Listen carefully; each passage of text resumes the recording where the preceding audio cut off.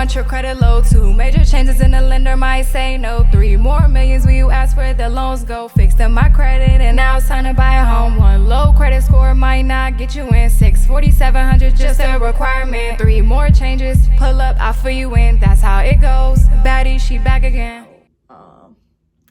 Cause it's my mom's 50th birthday. I'm blessed. I'm so happy that she, you know, is just living her best life and, you know, celebrating her 50th birthday. I'm so excited to really celebrate it. But what I wanted to do, you know, as I take my hair out, because I am still getting ready, this hair does not hold curls at all. I wanted to go over the seller's market, okay? So, you know, I specialize in first-time home buyers, new home construction, any type of standard sale, really.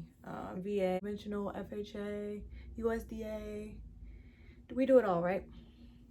So I'm pretty experienced with, this looks good.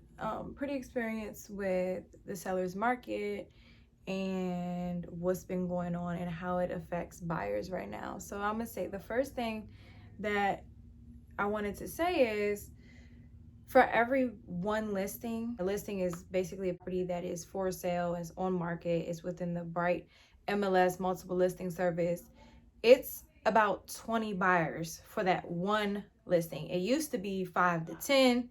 Now, way less inventory. We're talking 20 buyers. On one of our listings, we had 23 offers on that property. That's crazy, okay? You got people out here really paying, like overpaying for properties, like beating out, you know, buyers that would typically win, because they're paying $5,000, $10,000 over the appraisal. These are things that are happening, and I want to just kind of give you a heads up and some insight on how to kind of make your offer more attractive. That's within your bandwidth. As a realtor, I never suggest my clients go way over, you know, the appraisal or do certain things that they're uncomfortable with. Now, I don't want them to go essentially just spend all their money trying to buy a property. That's not what I would never encourage my clients to do that. But you have some people out here doing it, okay? But they, you know, you never know. They might be able to afford to buy something $20,000 over the appraisal. Who knows what they're, you know, what they're pre-approved to. So I'm gonna give you some, okay, that's curly. That's real curly. I'm gonna give you some tips on, you know, just things that you should pay attention to with your offer. And let's get into it. I don't know if you could tell, but this is a very informal video. So the first thing, of course, they always talk about this in YouTube, like YouTube channels. I always see them say, have a pre-approval.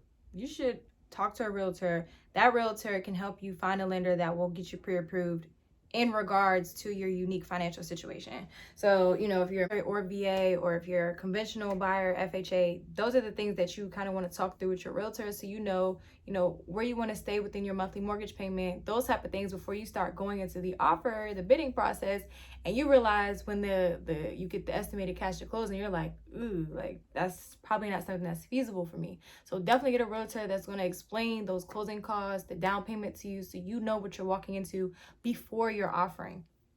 The second thing, when you have a property that is on the market for, like right now, typically the properties are only staying on the market for about 2 to 5 days, and they're getting offers and they're getting accepted and it's moving on to the next one. So definitely be decisive when you're going out and viewing properties, and know that typically there are deadlines right now for you to submit your offers. So just be mindful of that. Have a realtor that's mindful of the deadlines. They're asking, make sure your realtor is asking if there's multiple offers. Is it a multiple offer situation? Make sure if it's a condo, that it's FHA approved, because you don't want to get bumped out if they're only accepting conventional loans.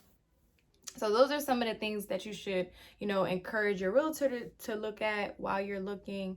And then another thing is the contingencies. So any type of conditions or contingencies, try to make sure that they're like literally little to none. And I say little to none as in the home inspection contingency. Maybe instead of encouraging your client, or if you're, you know, doing this yourself, instead of having 10 days for the home inspection contingency, maybe only do 5, or maybe do 1, 2. If you have a home inspector that you know is available, you know, for that time period, definitely use your resources, use your realtor's resources so that you can close quicker. That's something that is attractive to most sellers.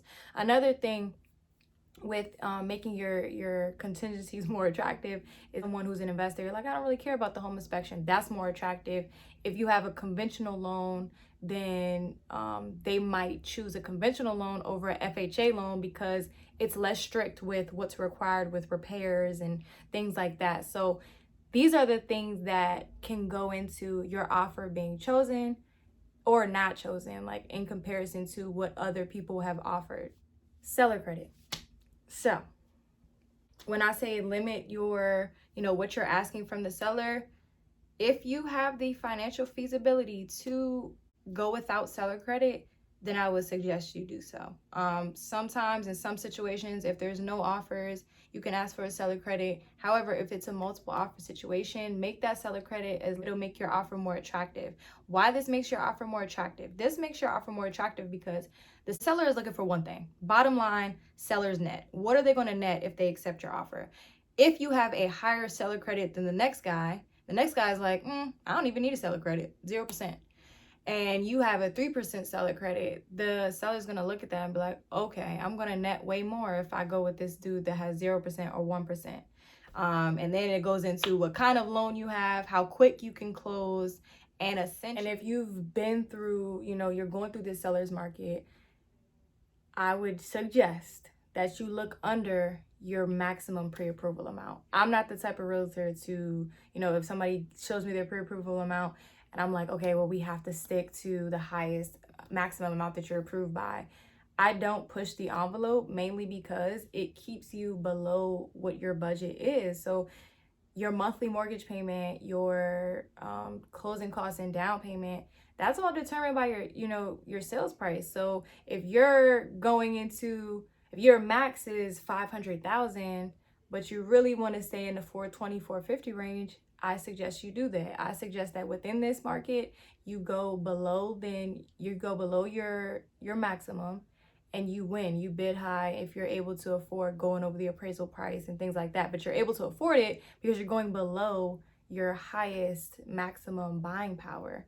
And that's something that I would just suggest if you're, in a very competitive neighborhood, because some neighborhoods aren't even competitive right now. So I've seen like in Prince George's County, if you're looking at Brandywine, Accokeek, those neighborhoods aren't really moving as fast as Upper Marlboro, Laurel, Largo, Bowie. Those markets are moving like 2 to 5 days done. Upper Marlboro has been crazy, okay? So that's just a couple of things. I know I went all around. This is very informal.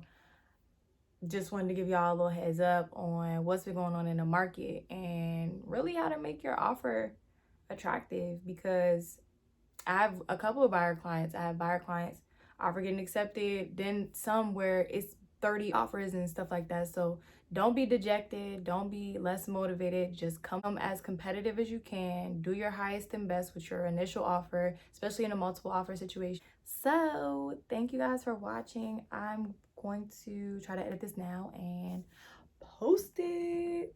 See you guys.